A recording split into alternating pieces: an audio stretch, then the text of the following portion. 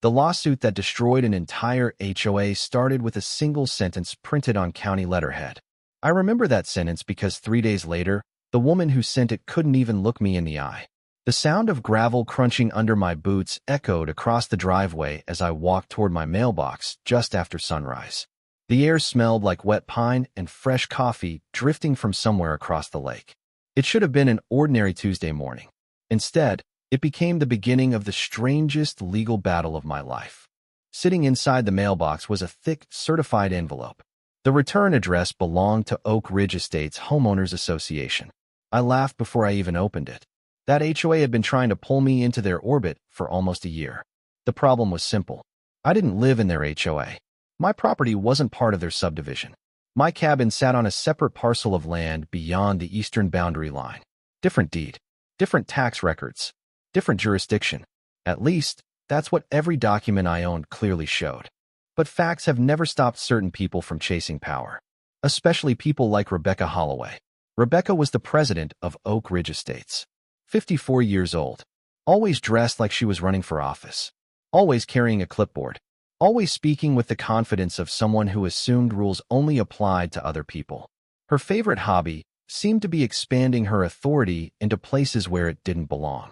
I unfolded the documents and immediately saw the bold print at the top. Civil complaint. My eyes moved down the page. Rebecca and the HOA were officially suing me. The complaint claimed I had violated community regulations, ignored mandatory assessments, and refused to comply with architectural standards. The only problem was that none of those regulations applied to me. Because I wasn't in their HOA. I stood there staring at the papers while a light breeze pushed ripples across the lake behind my cabin. The smell of damp cedar mixed with the scent of fresh-cut grass from somewhere down the shoreline. For a few seconds, I honestly wondered if the lawsuit was some kind of joke. Then I noticed the court filing stamp. It was real. Very real. Rebecca had actually paid attorneys to sue someone who lived outside her jurisdiction. That should have been my first clue that something much bigger was hiding beneath the surface. My name is Ethan Walker. I'm 41 years old, and I work as a land survey consultant. Most people find property boundaries boring. I make a living proving exactly where those boundaries exist. My entire career revolves around legal descriptions, easements, plats, county records, and maps. Which is probably why Rebecca picked the worst possible target. But at that moment, standing alone in my driveway with a lawsuit in my hands, I wasn't thinking about revenge. I wasn't thinking about court. I wasn't thinking about shutting anything down. I was trying to understand why someone would risk so much over land that wasn't theirs. The answer started arriving before noon. My phone buzzed with emails. Then came violation notices. Then photographs. Then additional demands. It was like someone had flipped a switch. Rebecca wasn't simply filing a lawsuit. She was launching a campaign. Every hour brought another accusation. My storage shed violated HOA appearance standards. My mailbox violated HOA regulations. My exterior paint violated HOA color guidelines. My fishing dock violated HOA community aesthetics. The absurdity would have been funny if it weren't being delivered by attorneys. By late afternoon, I spread every document across my dining table. Sunlight streamed through the cabin windows, while lake water reflected dancing patterns across the ceiling. The smell of old paper filled the room. I sat quietly reading page after page. Something felt wrong. Not just legally wrong. Structurally wrong. The complaint contained references that didn't make sense. Certain property descriptions seemed inconsistent. Several boundary citations appeared oddly vague. Little details. Tiny things most people would never notice. But I noticed. Years of surveying land had trained my eyes to spot inconsistencies the way mechanics hear strange sounds inside an engine. Rebecca thought she was dragging me into court. What she didn't realize was that every page she filed created a trail. And trails have a funny habit of leading somewhere. 3 days later, that trail would lead directly to the collapse of everything she spent years building. By the next morning, the stack of documents on my dining table had doubled. The courthouse complaint sat in the center like the hub of a wheel, with notices, letters, and printed emails spread around it. The low hum of my refrigerator filled the cabin while sunlight spilled across the old pine floorboards. I poured a fresh cup of coffee and stared through the window at the lake. A pair of ducks drifted across the water without a care in the world. I remember thinking that I bought this place specifically to avoid drama. 5 years earlier, after spending nearly 2 decades surveying commercial properties, subdivisions, ranches, and county easements across 3 states, I had finally saved enough money to buy something for myself. Not a mansion, not a luxury waterfront estate, just a quiet cabin on 6 acres of land surrounded by trees and open shoreline. The property sat just beyond the eastern edge of Oak Ridge Estates. That detail mattered. In fact, it was the entire reason I bought it. The real estate agent had shown me dozens of properties before this one. Every time I saw the words Homeowners Association on a listing, I moved on. I wanted freedom. I wanted to build a shed if I needed one. I wanted to fish from my own dock. I wanted to sit on my porch without asking permission from a committee. Most importantly, I wanted peace. For years, that is exactly what I had. My nearest neighbors waved when they drove past. People respected property lines. Life moved slowly. Then Rebecca Holloway became president of Oak Ridge Estates. At first, I barely noticed her. I would occasionally see a white luxury sport utility vehicle rolling through the area at walking speed while she examined houses from behind oversized sunglasses. Then the letters started appearing. Not for me, for everyone else. Complaints about fences. Complaints about landscaping. Complaints about mailbox designs. Every month seemed to bring a new rule. Every season brought a new fee. The stories spread through the community like wildfire. One homeowner spent 6 months arguing over the color of his garage door. Another was threatened with penalties because her flower beds were considered inconsistent with community standards. Rebecca seemed to believe her authority extended far beyond the actual neighborhood boundaries. Eventually, that attention turned toward my property. The first letter arrived almost a year earlier. It informed me that my dock required HOA approval. I threw it away. The second demanded payment of annual association dues. I ignored that one too. Then came warnings about my storage shed, my mailbox, my exterior lighting. Every notice carried the same assumption. Rebecca believed my land belonged under her control. I responded exactly once. I mailed copies of my deed, tax records, survey map, and county parcel identification. The package clearly showed my property existed outside Oak Ridge Estates. A week later, another violation notice arrived. That should tell you everything you need to know about Rebecca Holloway. Facts were merely obstacles she expected people to surrender around. The strange thing was that most people did. Many residents paid fines simply to avoid conflict. Others complied because fighting required time and money. Rebecca had built an entire system around exhaustion. The constant paperwork, the endless notices, the assumption that eventually people would give up. What she never understood was that my entire profession revolved around paperwork. Every boundary line on every piece of land exists because someone documented it correctly. Every easement, every deed, every recorded plat. The law depends on details. That morning, I decided to revisit the documents I had mailed her months ago. I opened a filing cabinet beside my desk and pulled out a thick folder. Inside were surveys dating back nearly 40 years. Property transfers, county maps, historical plats. I spread them across the table beside the lawsuit. The smell of old paper filled the room. As I compared the documents, something caught my attention. A legal description referenced inside Rebecca's complaint did not match the legal description filed with the county. The discrepancy was small, just a few lines of text. Most people would never notice it. But I did. My eyes narrowed as I read the language again. Then a third time. Outside, a breeze rattled the leaves along the shoreline. Inside, my coffee suddenly tasted different. Not because of the lawsuit, not because of the threats. Because for the first time, I realized Rebecca might not simply be wrong. She might be operating from records that were never accurate in the first place. That realization stayed with me for the rest of the afternoon. I sat at my desk while shadows slowly stretched across the lake outside. The gentle splash of water against the dock usually helped me think, but this time my attention never left the documents spread across the table. I pulled the original county plat from my filing cabinet and placed it beside the legal description referenced in Rebecca's complaint. Then I opened the digital county records database on my laptop. The soft tapping of keys echoed through the cabin as I searched parcel histories dating back more than 20 years. What I found was not dramatic at first. In fact, it looked almost boring. A filing amendment, a revised subdivision exhibit, a boundary adjustment request. The kind of paperwork most people never read. But the deeper I dug, the stranger the pattern became. Oak Ridge Estates had expanded several times over the years. New phases had been added. Additional lots had been approved. Roads had been extended. Yet one thing never changed.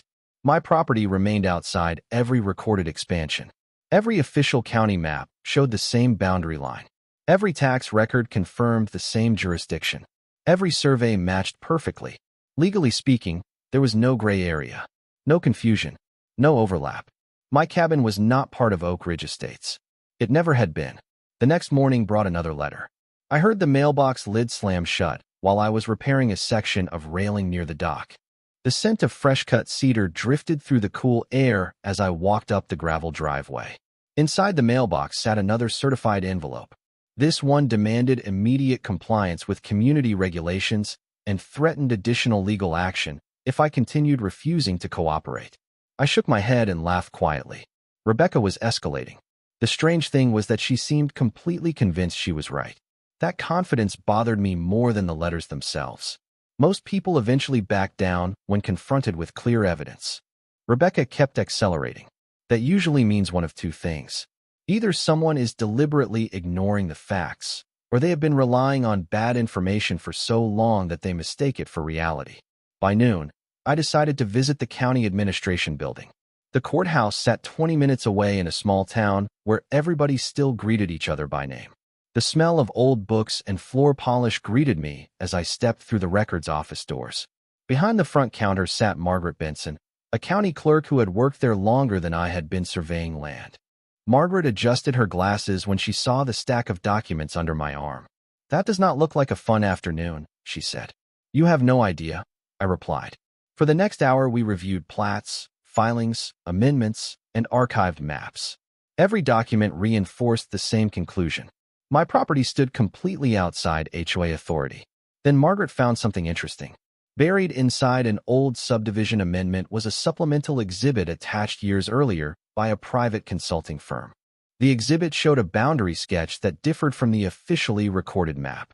Not dramatically, just enough to create confusion. My pulse quickened. The air suddenly felt different. "Where did this come from?" I asked. Margaret studied the page. "This was submitted during a review process. It was never approved or adopted." I looked down at the sketch. The unofficial boundary happened to include my property. For several seconds, neither of us spoke. Then Margaret leaned back in her chair. "Ethan, if somebody has been using this exhibit instead of the recorded map, they have a serious problem."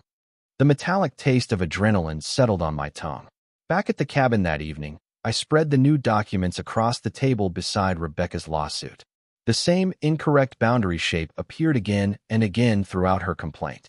Every accusation, every demand, every claimed authority traced back to a map that had never been legally adopted. Outside, the lake reflected the orange glow of sunset. Inside, a much bigger picture was beginning to emerge. Rebecca was not simply targeting me.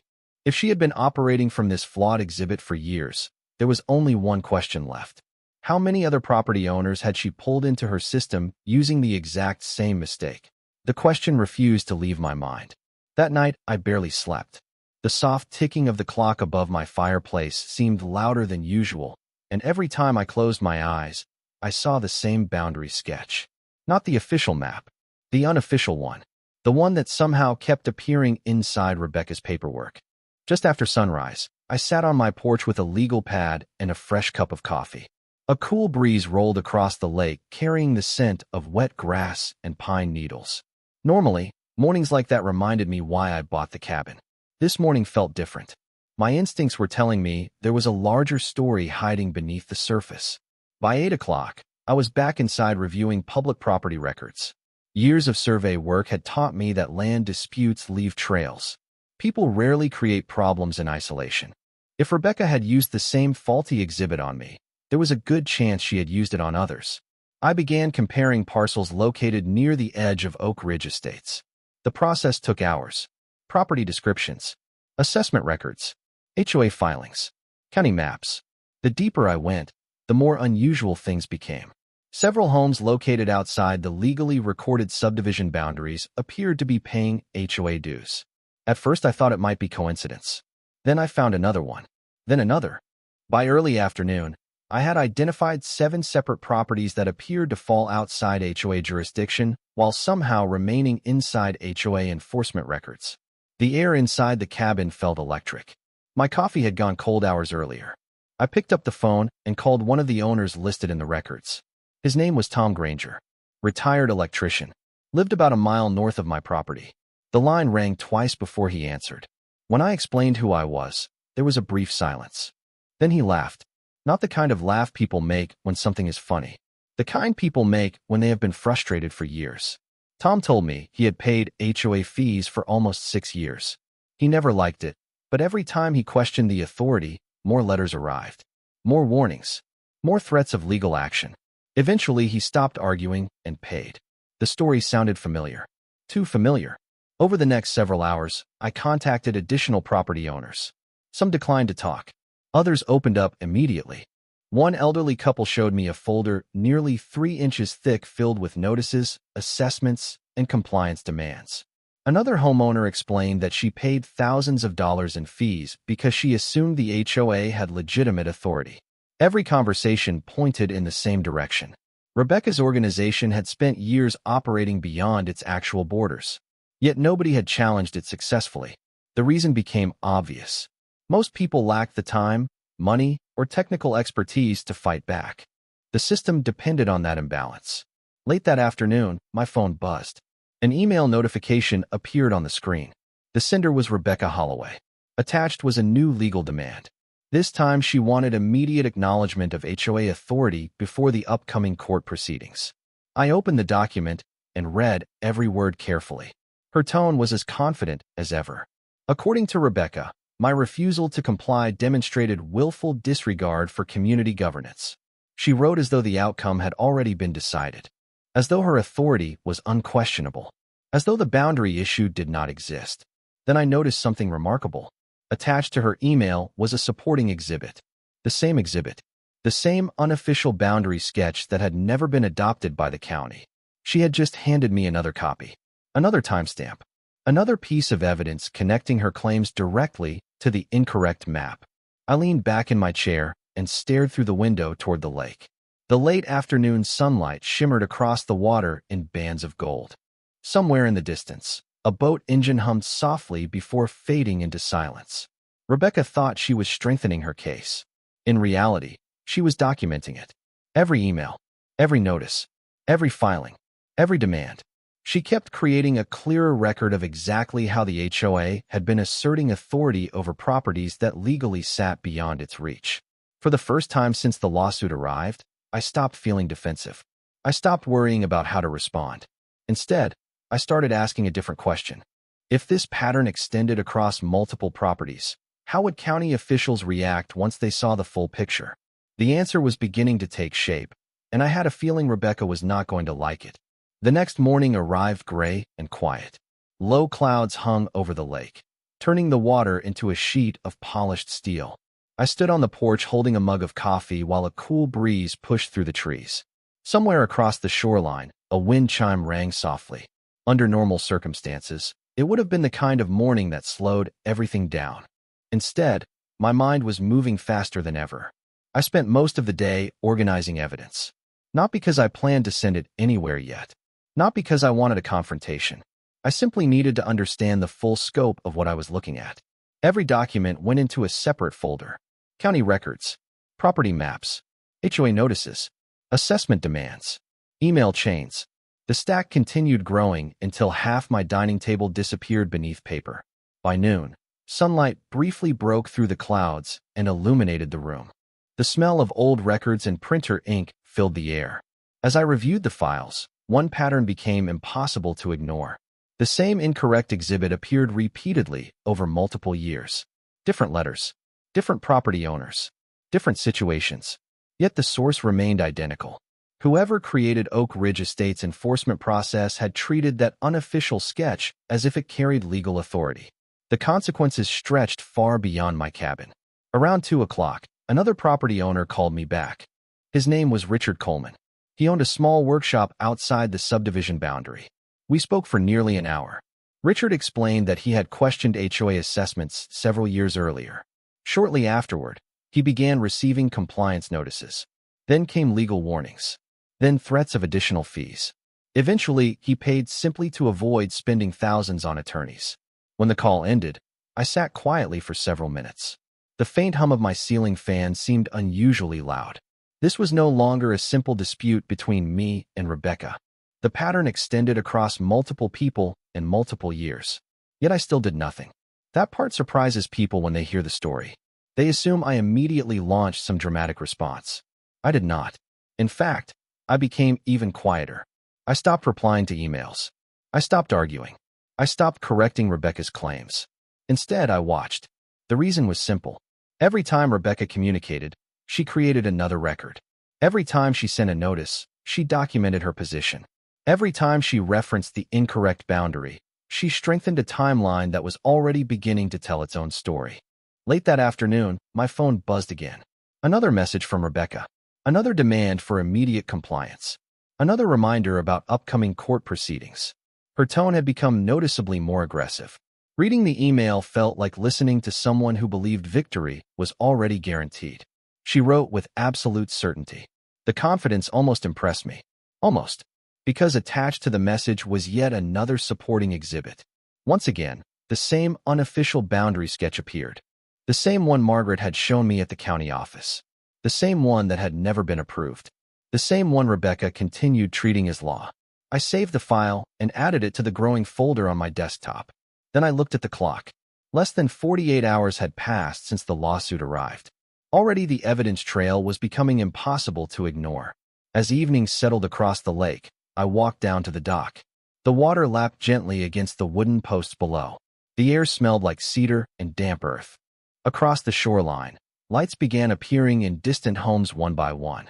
I thought about every property owner who had described the same experience. The same pressure. The same demands.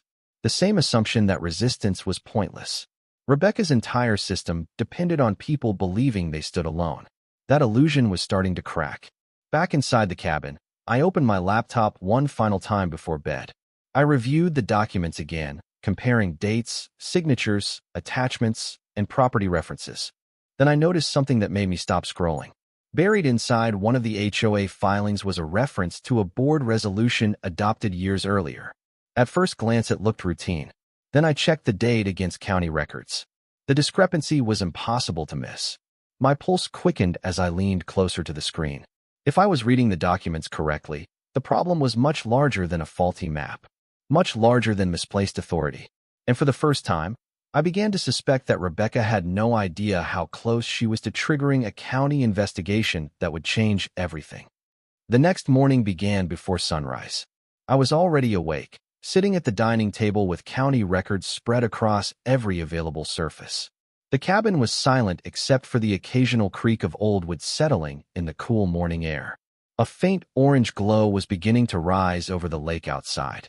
The smell of fresh coffee drifted through the room as I stared at the board resolution that had caught my attention the night before. At first glance, it looked ordinary. A routine authorization supposedly granting the HOA authority to administer certain neighboring properties. The problem was the date. According to the resolution, the board had approved expanded enforcement authority nearly 2 years before the county had even reviewed the related amendment request. That alone was strange. What made it worse was what I found next. I pulled up archived meeting records and began comparing signatures. The process was tedious. Line after line, document after document. Most people would have given up after 15 minutes. Survey work teaches patience. By 8 o'clock, I had identified multiple inconsistencies. Several board members listed on the resolution were not serving on the board at the time it was supposedly approved. One signature belonged to a homeowner who had moved away months before the recorded date. Another belonged to someone who later appeared in separate records claiming no knowledge of the document at all. I leaned back slowly and rubbed my eyes. The lake shimmered through the window as morning sunlight spilled across the water. My pulse had begun to quicken. This was no longer a question of confusion or poor record-keeping. Something about the timeline did not make sense. Around mid-morning, I drove back to the county administration building. The familiar scent of paper, toner, and floor polish greeted me as I walked into the records department. Margaret Benson looked up from her desk and immediately noticed the thick folder under my arm. "You found something else," she said. It was not a question. I nodded and placed the documents in front of her. Together, we spent nearly 2 hours reviewing dates, filings, and recorded exhibits. Every answer seemed to generate 2 more questions. Eventually, Margaret stopped turning pages and stared at the file in silence. "Ethan," she said carefully, "if these dates are accurate, then this board resolution could not have created the authority they are claiming." I already knew that. Hearing it from her made it real. The room suddenly felt smaller. Outside the courthouse window, traffic moved through town like any ordinary day. Inside, a completely different picture was emerging. Rebecca's organization appeared to have spent years enforcing rules beyond its legal reach while relying on documentation that could not support those claims. On the drive home, I kept replaying the facts in my head. The unofficial boundary sketch, the outside properties, the questionable resolution, the repeated assessments. Each piece connected to the next like sections of a survey line stretching across a map. By late afternoon, I made a decision. For days, I had been gathering information. For days, Rebecca had continued sending demands, notices, and threats. I still had not responded. That silence had given me something valuable. A complete timeline. Every email, every attachment, every assertion of authority. Everything was documented. Back at the cabin, I organized the material into a formal package.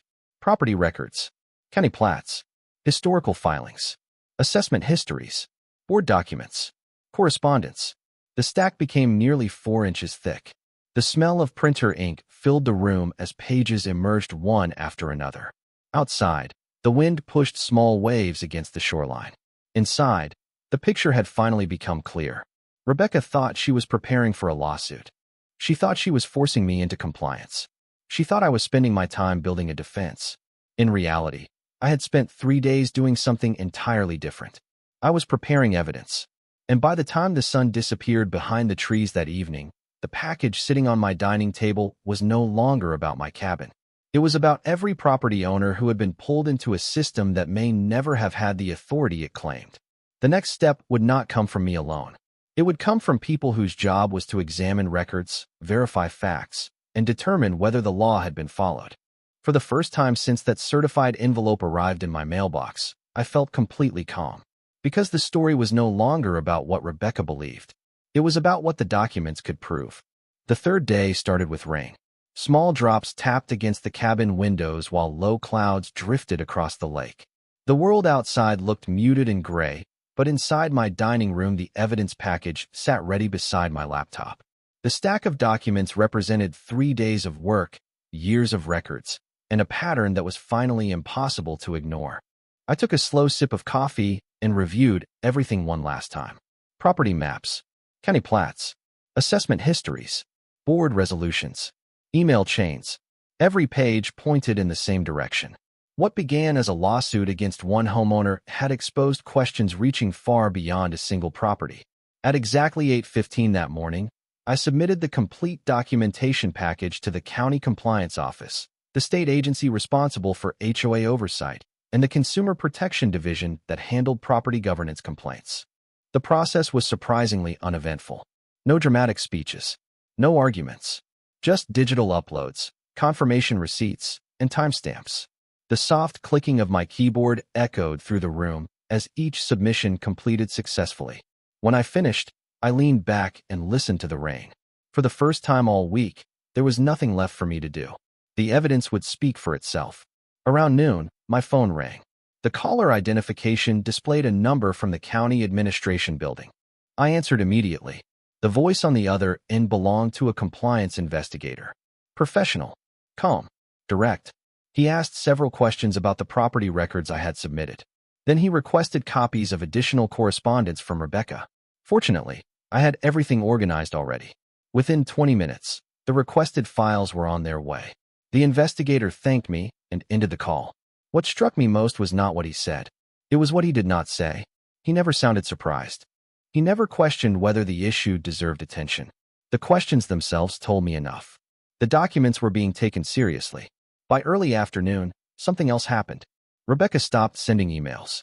For 3 straight days my inbox had filled with notices, demands, warnings, and threats. Suddenly, there was silence. Complete silence. At first, I assumed it was coincidence. Then I noticed that several homeowners I had spoken with earlier were reporting unusual activity. One property owner received a request for old payment records. Another was contacted regarding previous assessments. A third mentioned hearing that county officials had requested documentation directly from the HOA. The pattern was unmistakable. Questions were being asked. Real questions. The kind that require real answers. The rain finally stopped just before sunset. I walked down to the dock and watched sunlight break through the clouds. Golden reflections danced across the surface of the lake. The smell of wet earth and pine drifted through the air. Everything felt strangely peaceful considering what was happening behind the scenes. That evening, my phone buzzed with a new email notification. For a moment, I expected another demand from Rebecca. Instead, the sender was her attorney. I opened the message and read it carefully. The tone was very different from earlier communications. Gone were the threats. Gone was the certainty. Gone was the assumption that compliance was inevitable. The attorney requested additional time regarding pending proceedings and indicated that certain matters required further review. I read the email twice before setting the phone down. Rebecca had spent months acting like every question already had an answer. Now the answers were being examined by people outside her control. The difference was immediate. As darkness settled over the lake, I sat quietly on the porch listening to crickets begin their nightly chorus. The air felt cooler after the rain. Across the shoreline, distant porch lights reflected on the water like scattered stars. 3 days earlier, I had opened a lawsuit and wondered why someone would risk so much over authority they did not possess. Now I understood something much more important.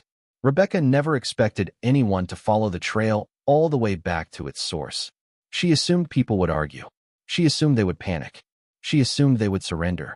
Instead, I followed the paperwork. And somewhere beyond the calm water in front of me, a process had already begun that she could no longer stop. The call came 2 mornings later. I was standing in my kitchen watching fog drift across the lake when my phone vibrated against the countertop. The smell of bacon and fresh coffee filled the cabin. Outside, the shoreline was barely visible through the mist. Inside, everything changed with a single conversation. The county investigator introduced himself and spoke in the careful tone of someone who chooses every word precisely. He explained that multiple agencies had reviewed the documentation package. Additional records had been requested.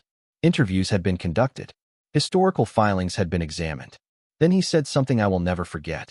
The evidence supported a formal administrative review of Oak Ridge Estates and its enforcement practices.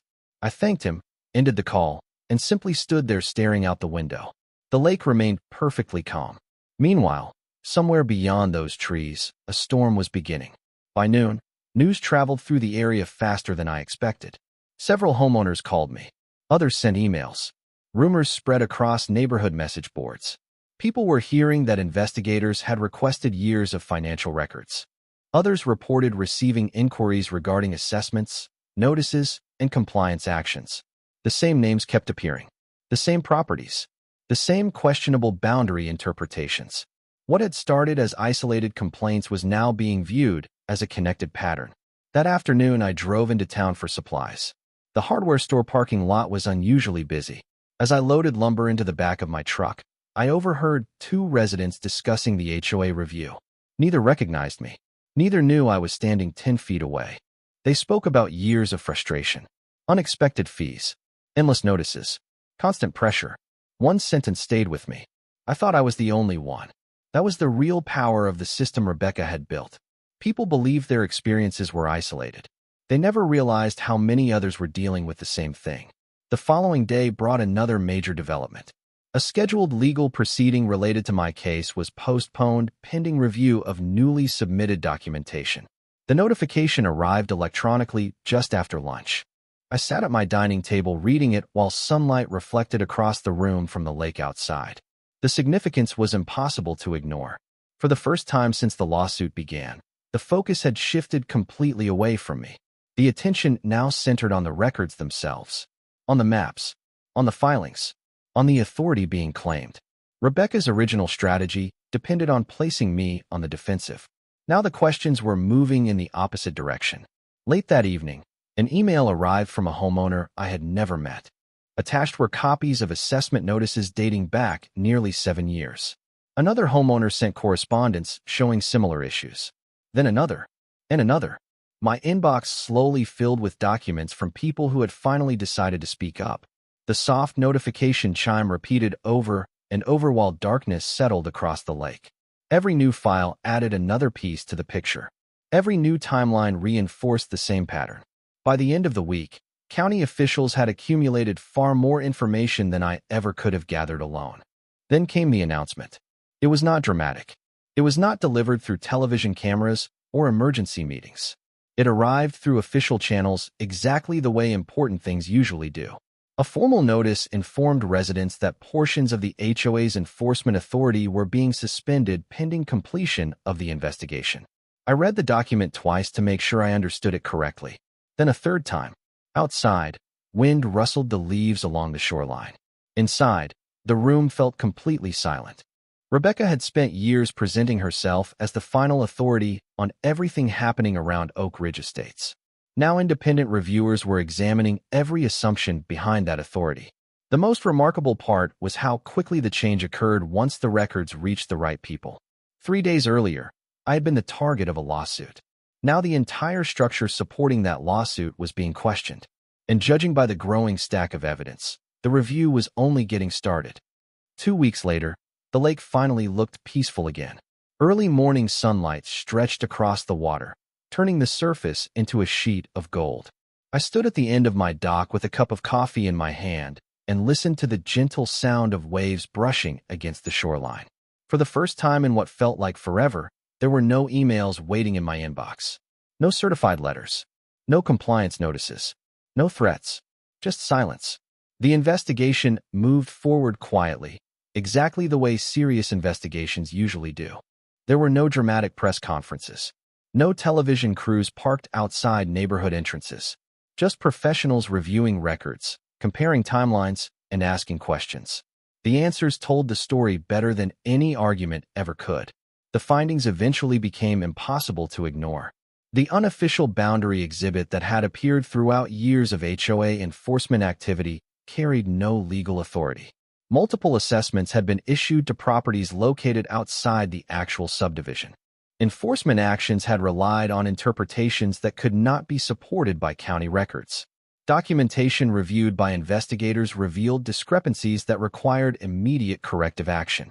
Then came the notice everyone had been waiting for. Oak Ridge Estates' authority to enforce regulations beyond its legally recorded boundaries was formally terminated. Ongoing actions based on those disputed boundaries were voided. Certain assessments were ordered to be reviewed. Several homeowners became eligible for reimbursement processes. The structure Rebecca had spent years expanding beyond its limits collapsed under the weight of its own paperwork.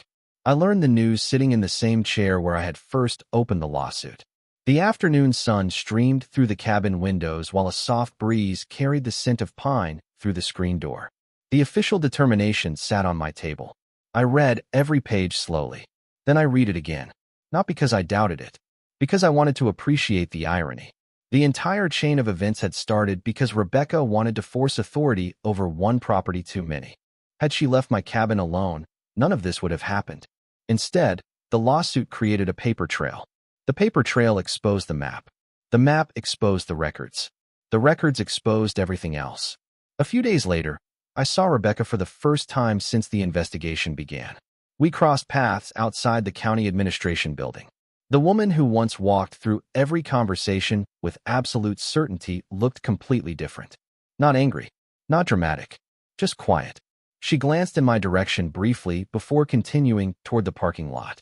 Neither of us said a word. There was nothing left to argue about. The documents had already finished the conversation. Over the following months, things slowly returned to normal. Property owners who had spent years dealing with unnecessary pressure finally received answers. Several told me they felt relieved more than anything else. One retired homeowner said it was the first time in years she opened her mailbox without anxiety. Another told me he finally felt like his property belonged to him again. Those conversations meant more to me than any legal victory ever could, because this was never really about winning. It was about boundaries. Real boundaries. The kind recorded in county offices. The kind protected by law. The kind that exist whether powerful people choose to respect them or not. Today, when I sit on my porch watching the sun set across the lake, the whole experience feels almost unreal. The cabin remains exactly where it has always been. The dock still creaks softly beneath my feet. The trees still sway when the wind moves through them. Nothing about the property changed. The only thing that changed was the illusion that someone else's authority extended beyond its limits. Looking back, the most important lesson was surprisingly simple. Power sounds impressive until it meets documentation. Titles sound important until they meet facts. And confidence sounds convincing until someone follows the records all the way back to the beginning. 3 days was all it took to start the process. Not because I was more powerful than Rebecca, not because I had special influence, but because the truth was already sitting in the files waiting for someone to read them. Justice is not loud. It does not need to be. Sometimes it arrives as a map. Sometimes it arrives as a timestamp. Sometimes it arrives as a signature on the wrong document. And when it finally arrives, it does not shout. It simply closes the file and lets the facts speak for themselves.